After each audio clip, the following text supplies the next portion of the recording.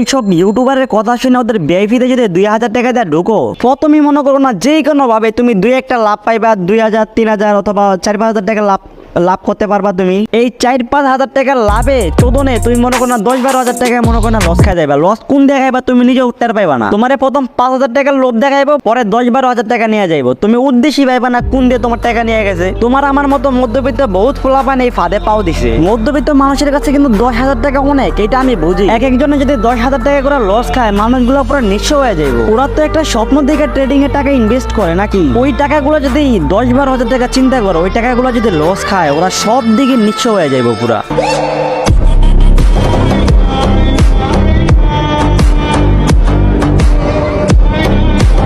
কষ্ট করে টাকা কম কামানো ভালো, এইসব ফাও জায়গায় টাকা ইনভেস্ট না করে। আমি আমার মনের কথা তোমাদেরকে কতটুকু বোঝাইতে পারছি আমি নিজেও জানি না, কিন্তু আল্লাহ আমার মাথার ভিতরে যেটুকু জ্ঞান দিয়েছে আমি অতটুকু দিই।